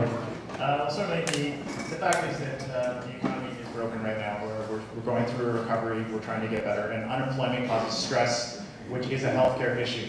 So it does fit. It is part of the healthcare portfolio. The Green Party of Ontario believes that we need to focus on the agri-food business, such as the plants that closed down in Leamington, the Heinz plant, our Kellogg's plants that are closing. We need to start focusing back on the rural food communities. That's where a lot of the industry is in southwestern Ontario. It's a unique industry. We have a lot of fertile farmland that we can protect. That's why we want to save our prime farmland and water. The second is by fixing our mining resources in terms of how much we charge for extraction. If we just raise our rates up to what Manitoba is, we can create almost $1 billion in revenue just by doing that. It's a small amount that we'd be raising. It's not going to stop them from wanting to take our resources, but it gives us a little bit more of a fair price when they do it. That will help fix the economy. As well, when we focus on small jobs, we're not looking at giving a job creation tax credit because that doesn't work. It hasn't worked in the United States. What we want to do is double the employer health exemption tax from $450,000 to $900,000. It's something the Conservatives wanted to do back in December, and they said that it would create jobs. It's something that will create jobs. So that is what the Green Party will do. And hopefully, when we bring the economy back, jobs will want to come back. We can't create jobs like some parties are saying. We create an environment in which jobs want to thrive, in which they want to grow, and then the jobs come back. And hopefully,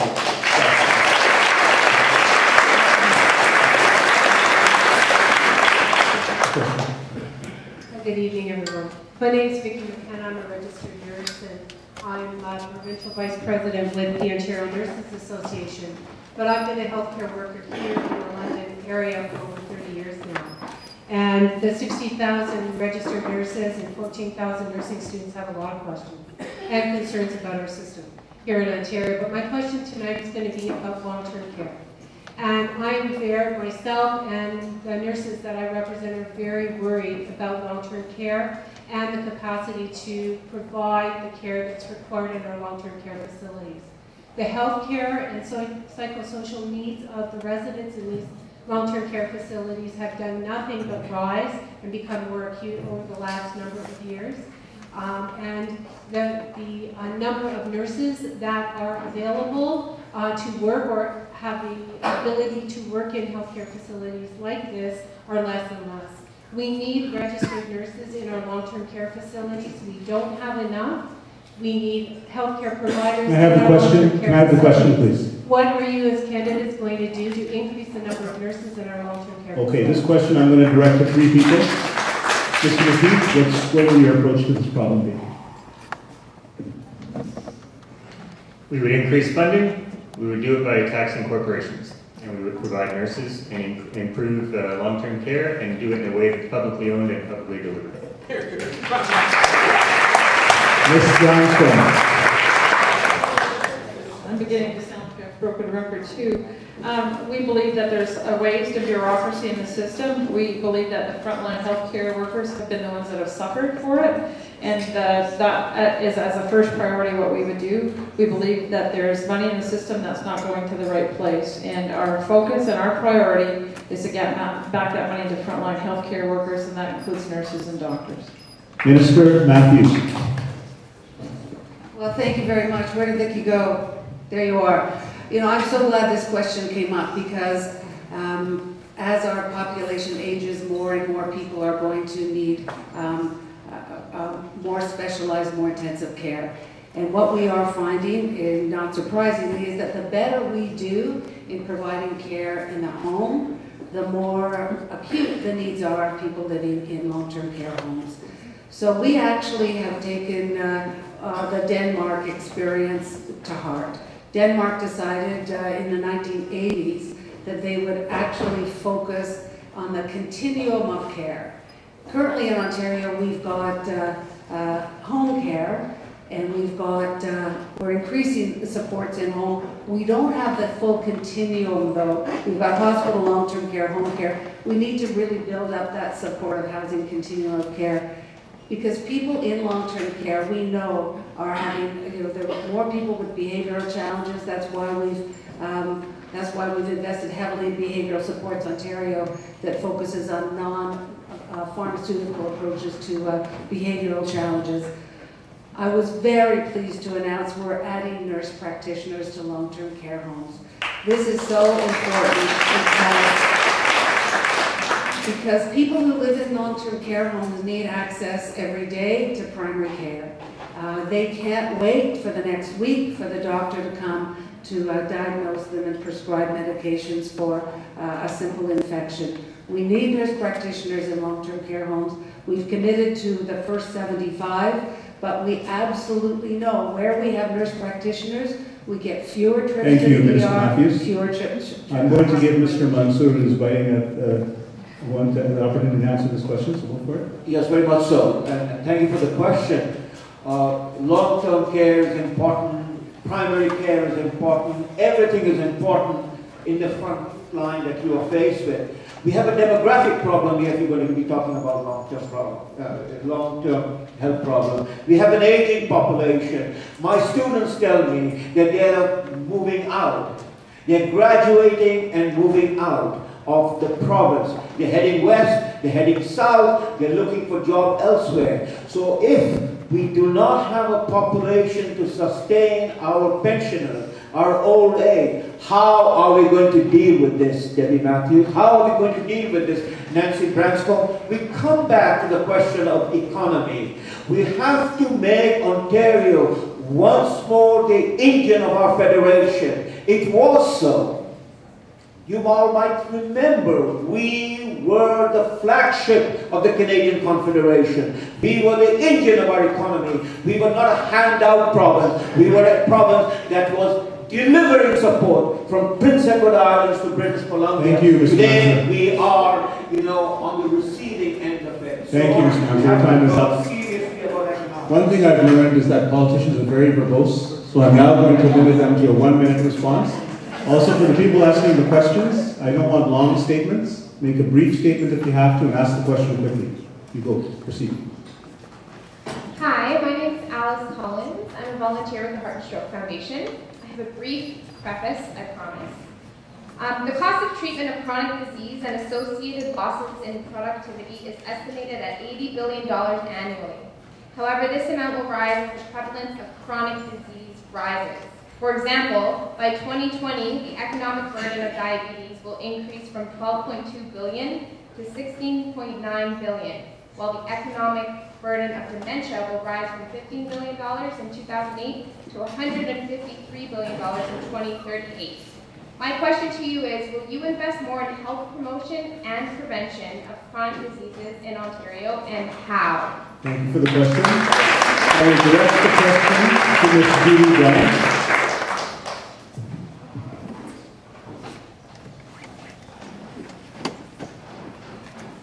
Thank you. That is actually an interesting one, and it's important to realise that with this changing demographic and with the complexities, of course, that things like a pool that we used to have at St. Joe's, which was set up for people with chronic diseases and chronic pain, has now been lost. And that was one of those things where you can actually improve the situation of a patient or a patient who's coming and going, by giving them that opportunity. The other one that we're also looking at is reintroducing physical education teachers in school. That's part of our platform. You may see it here. And because the NDP believe it's not just about getting medical attention, it's about healthy lifestyle, and we have lost our way there. I am very thankful for this question because it definitely is something that we are looking to do, and that's to promote a healthy lifestyle for families here in London, Ontario. Thank you, Ms. Bryant. Mr. Kevin Labonte, would you like to answer that question? Thank you. Definitely health promotion is one of our key platforms in terms of our healthcare system. What we propose to do is, first of all, we were going to dedicate 2% of the transportation budget to active transportation. That means more cycling, more walking. We believe in walkable communities. That's why we support the school closure moratorium, to make sure that we're not closing schools unnecessarily, to make sure that these schools are walkable for our communities. We also support the Liberals' plan to decrease smoking. They've been really good at promoting anti-smoking legislation, so I applaud that. We also, it's not in our platform, but what we have supported in the past is a soda pop tax or junk food tax. It's a small percentage that we can add on to it, that we can use that money to fund healthy food for our schools. So we fully believe in health promotion and health prevention. Thank you. Ms. Branscombe. Thanks. We also believe in prevention. One of our platforms is also to have 45 minutes a day for kids exercise mandatory in public schools. You do see the healthy candidate sign. I haven't signed yet, but I'm good. I lost 60 pounds this year. I'm way healthier than I was 2 years ago.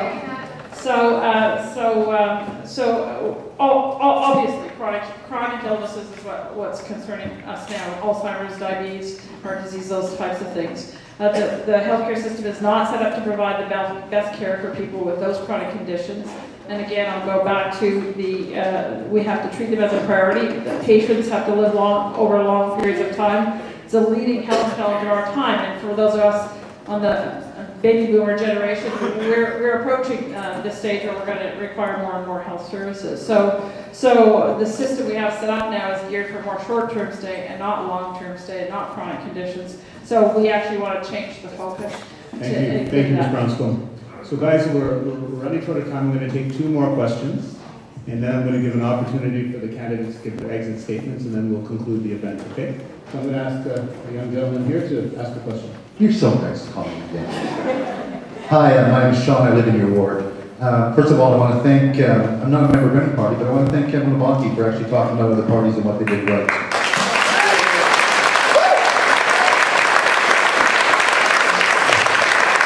So I was the first person to present to the Select Committee on Addictions and Mental Health at Queen's Park. I was the very first person to present on that. And right now, I'm wondering what we're going to do with our community. We're criminalizing mental health.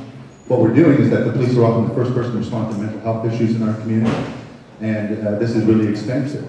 So specifically, I'd like to hear from Debbie and Nancy and from Kevin. What are we going to do about that? Because what we need is those frontline services, and I'm a bit worried about the 100,000 job cuts, since those aren't nurses or doctors. And I'm also worried about how we're going to pay for it. But it needs to happen because it's way more expensive to lock people up for their mental illness than to treat them effectively. Thank you, sir.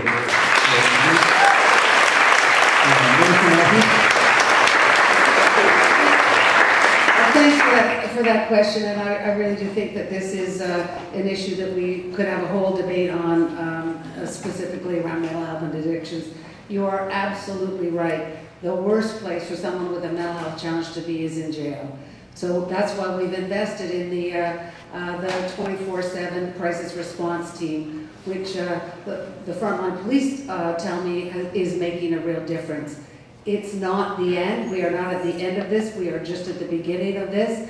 But I can tell you that our platform, our budget, contained an additional $93 million this year. We've added mental health nurses in schools. We have a 10-year mental health and addiction strategy. The first 4 years were focused on children because when you intervene early, you'll get the best return on investment. The years 4 through 7 are focused on adults. We were poised to release that before the election was called, but I can tell you that I'm very pleased with the strategy. If I am re-elected, we will introduce it. There's a big focus on housing. We have learned through the at-home Chez Soi program that if we get people housing first, then everything else falls into place. Without housing, nothing goes right. So I applaud your advocacy, and we are moving forward on destigmatizing within the healthcare system the illness of. Thank you, Mr. Matthews. Ms. Branscombe. I'm making mental health care a priority is applying for us as well, Sean. I already talked about the incomprehensible number of agencies that are trying to provide these services. It's not feasible to me that there's any way that can work effectively. That we need a coherent and a system that is much more comprehensive. It's called we call it a patchwork mental health care system, and it's failing too many patients, families, and young people crying for help, but not enough is being done. So it is a focus of ours, and Christine Elliott, who's been our health critic, that knows well, has had personal experience in her own life with this, and she's been a big advocate. In fact, a big part of this plank is from her work, so we're very committed to this as well. Mr. Labonte? Certainly, mental health is, I don't want to applaud you bringing up mental health, because this is one of the things I was hoping would be brought up at this debate, because it doesn't get talked about enough. It does get pushed under the rug because it's not a, for lack of a better word, a sexy topic. One of the things that the Green Party supports is there's a lot of local programs. For example, there's the London Cares program in London that does a lot of good to help people get into homes and maintain themselves in those homes.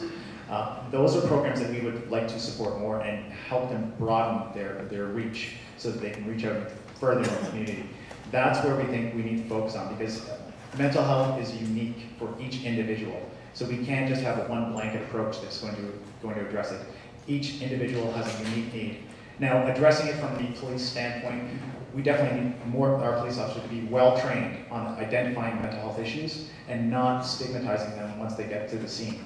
They need to be able to handle them responsibly and compassionately, so that we're not just tossing them in jail because they've had a bad day or they forgot to take their medication. Mental health is so serious that I think we do need to have a strategy.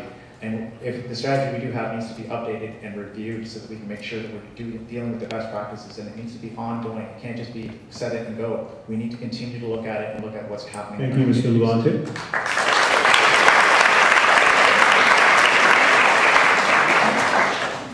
Hello, my name is James Murray, and I represent I am a registered nurse, and I represent the 3,600 registered nurses at London Health Sciences Centre.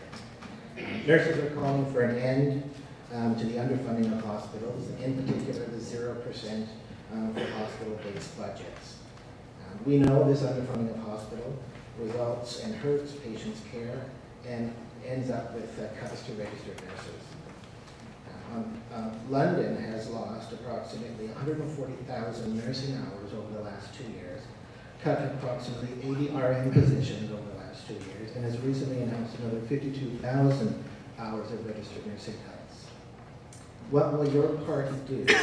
Will your party commit to increasing base funding for hospitals by 3%, at least to account for the rate of inflation? Thank you for the question. Mr. Mansur. Thank you. I've suddenly realized that I'm the only one who's not a doctor here. We're all got specialists over here. I didn't know that Kevin was a specialist in psychiatry, an MD and so on and so forth. We have a lot of problems. We will have a lot of healthcare problems, all the other problems, because the broken economy creates the problem. 70% of our workers are employed in the automotive industry. And Magna, yes sir, we're going to have health problem and every other problem and to lose job. Magna, the largest employer in auto industry, announced earlier this year they're not going to build any single plant in Ontario, thanks to our Liberal government. For 10 years they've given us an average of $11 billion deficit. All of us are intelligent and you can add it up. You don't need to have MDs to do that.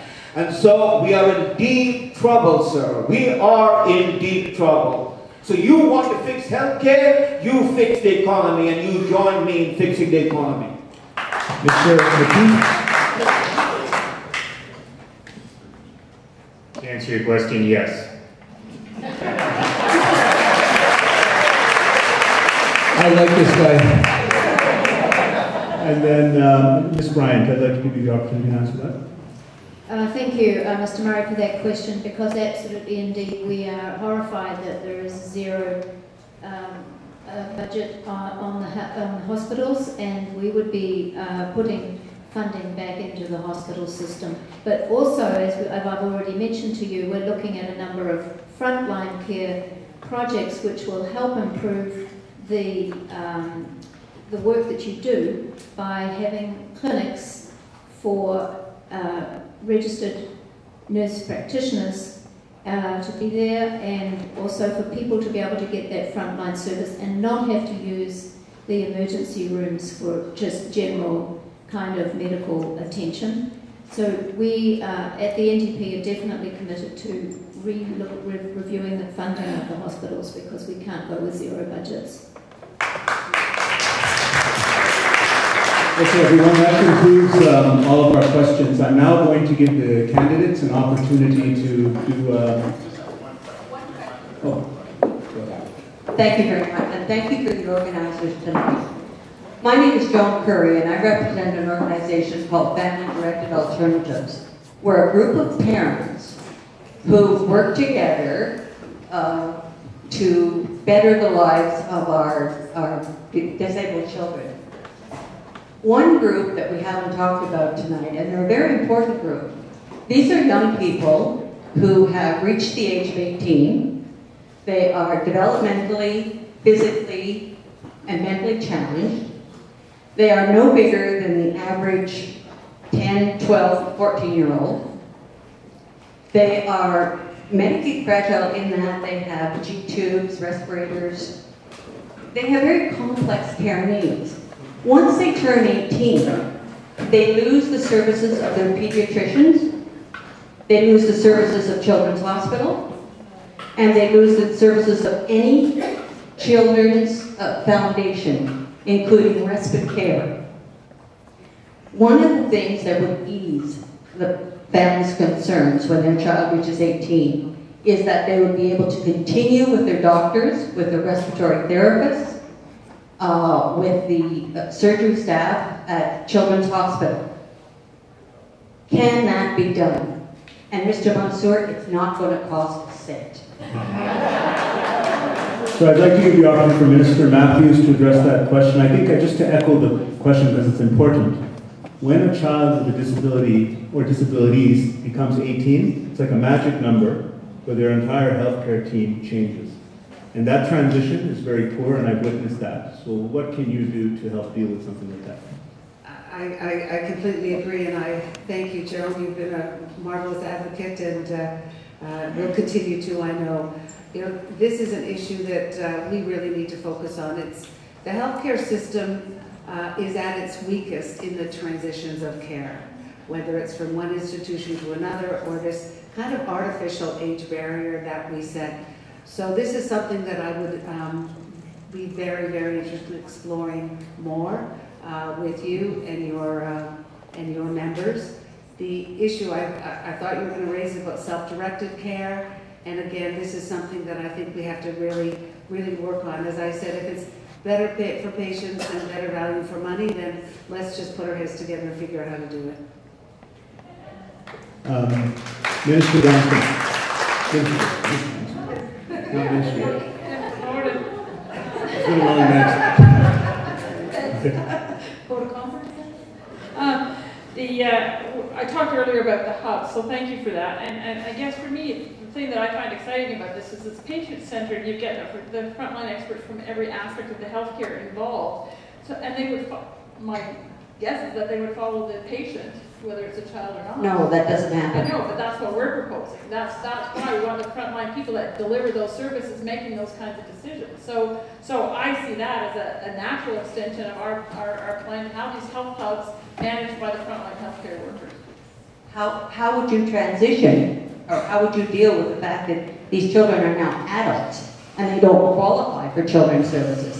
That's the stumbling block right there. But the point is that it's focused on the care that the patient needs. It's patient-centered. So if they're transitioning from child to adult, doesn't mean their care has to stop because they turn 18. It just means that maybe it's a different care of frontline practitioners, but the care should still be available for them. Okay, Mr. McKee, would you like to answer that question, please? Because to be honest with you, I don't think we've gotten an answer yet. Well, first, this is not an area where we have a well-developed policy element. But if I understand your question correctly, and correct me if I'm wrong, you're asking why does, at this arbitrary age of 18, why does the qualification for specific supports change so that the healthcare services that are provided and the people who provide them also change? Is that? Exactly. Okay. Well, that makes absolutely no sense to me that would happen. Thank you. And so, having said that we don't have a policy, I can surmise that our policy would be, or our approach would be, to change that qualification. There needs to be continuity of supports and the personnel and the facilities, the institutions that deliver those supports, absolutely. And would you support keeping these children, these adults, in children's facilities and having the same team working with them medically as have always worked with them. To me, that makes sense. I can expect that there would be challenges with that because there'd be other, in a children's facility, there would be other children coming in, and there may be challenges within that, but I'm sure that that can be worked out if the focus is on the continuous delivery of the best services to the person needing them. Thank you. All right, guys, so it's now time for the candidates to give their exit statements. We will start in the opposite direction in which we started with the introductions. So Minister Matthews, you may give your exit comments, please. Well, thank you so much. This is a very important election. We have two very, very different visions of what Ontario needs to do. Our biggest challenge right now is unemployment. The notion that we can eliminate 100,000 jobs is just an absurd position to take.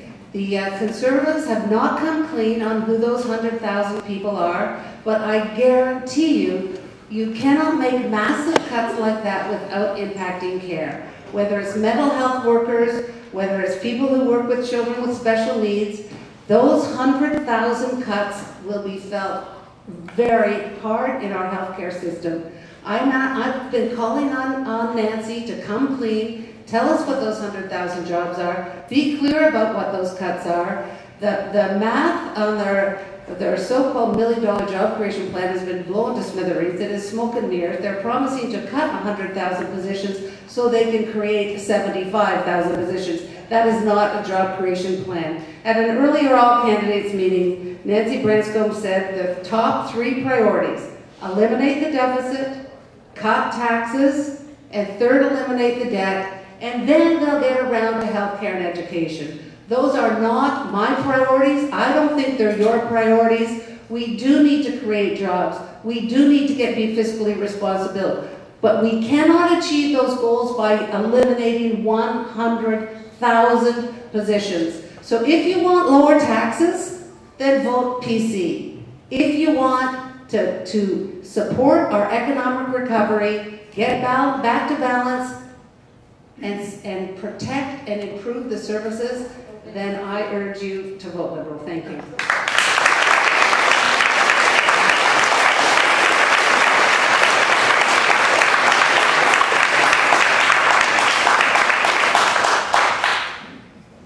Again, from the NDP, I'm telling you, if you want public health care, it's NDP. Public health care started with our party and is a philosophical core value of our party. Privatisation of public health care is wrong.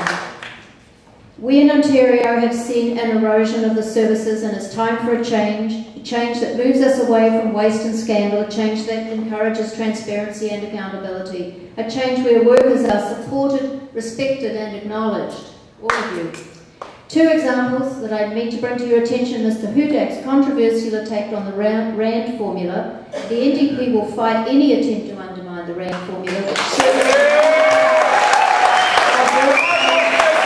democracy. We need to support workers in their healthcare sector so that they can in turn do their job with the maximum capacity.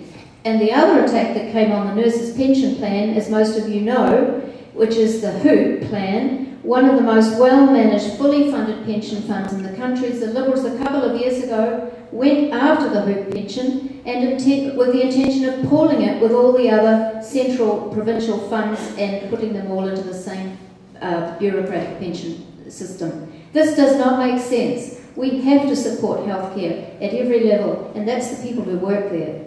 The NDP will make sure that your pension plan is protected. Healthcare is a huge issue in Ontario and in London North Centre. We must ensure that Ontarians are able to receive consistent quality home care in every community in the province. We must build a truly accessible long-term care strategy that meets the needs of Ontario seniors. And we need to stop the cuts to healthcare and ensure that every Ontarian has regular primary care from either doctor or nurse practitioner. We must support and provide relief to Ontarians under any kind of emotional and financial stress who are caring for aging relatives or other relatives in the comfort of their own homes. And how do we do all this? We do this by halting government waste, stopping corporate giveaways and closing loopholes, and also by implementing modest increase in the general corporate income tax and making government transparent and accountable.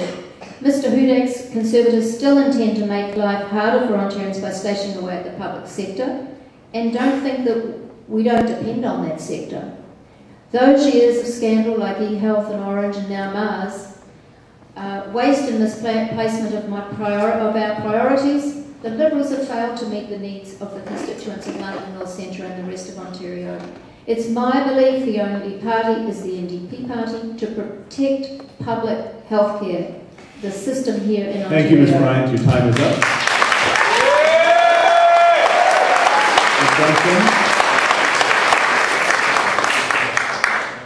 One thing that is scary in this election campaign is that while we've been sitting here together this evening, we've incurred another $3 million of debt for the province of Ontario. It's $1.5 million an hour, 24/7. That, combined with the massive waste of our tax dollars, corruption, and the lack of accountability scares me, and I hope it scares you too, because it undermines all of the important services we depend on. Deb Matthews and the Liberal government do not deserve another mandate. I am a busy mother of 3 children. My daughter Cameron is 12, my son Connor is 10, and my adopted special needs daughter Campbell is 6. My mother-in-law Bessie is 83, lives with me, and she's just finished a year of chemotherapy with a good prognosis, but is now struggling to get her health back and her strength back. My dad is coming to the end of his life after a long and difficult struggle with Alzheimer's.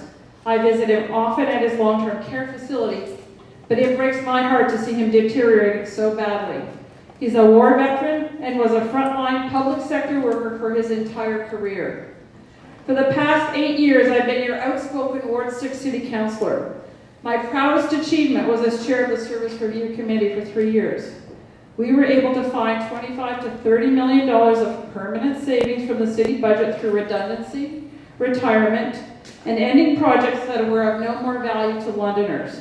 We cut the bureaucratic fat that no one misses so we could focus on the core services that Londoners want and need. We must do the same at Queen's Park. I refuse to burden the next generation with the excessive debt created by this tired, corrupt Liberal government. I'm asking for your vote on June 12th because I care deeply for the city and the province. I'm just like you, juggling a demanding job, looking after aging parents, shuttling busy kids, and I desperately want Ontario to become the economic engine of the country again and not the have-not province we are now. I want my kids to have the best education in the country, and I want jobs to be here when they graduate. And I want my family to have the best health care as well. Our frontline healthcare workers are the best in the world. I salute you, and my family depends on you. You deserve our respect and gratitude for the great work that you do day in and day out. Just imagine how your lives and our healthcare system would improve if we put that nearly $5 billion that the Liberals wasted on Orange, eHealth, and gas plants into frontline healthcare. Just imagine if we got rid of the layers upon layers of bureaucracy from the lens of the CCAC administration and put those resources into frontline healthcare. Just imagine. All that we hold dear will be in jeopardy if we don't balance the books, get spending under control, get the best value for our tax dollars, and start bringing permanent private sector jobs and wealth creation back to Ontario. Cut the waste and corruption and hold ministers accountable. Thank you, Ms. Branscombe. Your time is up. And that struggle was to win universal quality public health care as a fundamental right for all. Governments of all stripes were finally forced to put people's needs ahead of corporate profits in the area of medicine, and that's a victory. But it's a victory that corporations and their political parties have been working hard to undo ever since. There's a lot of reasons to not vote for me. If you support delisting and cuts to services and cuts to jobs and wages for healthcare workers and pensions and benefits, then I'm not your candidate. If you're going to turn a blind eye to increased privatization and think that that's okay, it's not going to cause further problems down the road, then I'm not your candidate. If you're okay with excuses about why this situation is the way it has to be and there's no other way out of it, I'm not the guy to vote for. And for sure I'm not your candidate if you think that health care is a privilege for those who can afford it. But if on the other hand you believe that health care, public health care, needs to be protected as a right, it needs to be properly funded, then you might want to vote for me. If you believe that public health care should be expanded to include vision, dental, mental health care, long-term care, and pharmaceutical care, then I'm probably your candidate. If you think health care, that people's needs should be put before corporate greed, then I'm your candidate, and the Communist Party is your party. And if you believe that another Ontario is possible, and you want to send a clear message about that, then we encourage you to make your vote count. Vote Communist in London North Centre. Thanks.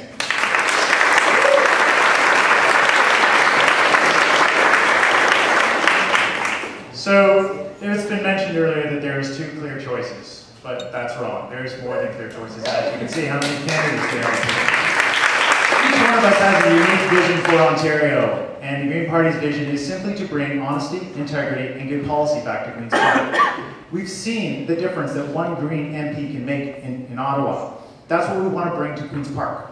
We're not asking to form the government, we want to be part of the government. We want to be part of the discussion. We want to bring your voices to Queen's Park. For too long, there's been a disconnect between Queen's Park and the people. We represent you, the people. We are to be your voice in Queen's Park, not the voice of Queen's Park to you. That's what the Green Party wants to do for you. We will be open, honest, and accountable to you. We bring good policy with us, and we're real people. We're not lawyers and doctors and land developers. We're just people. People like you who have jobs, who care about our healthcare system, who want to bring a better Ontario for our children. Thank you.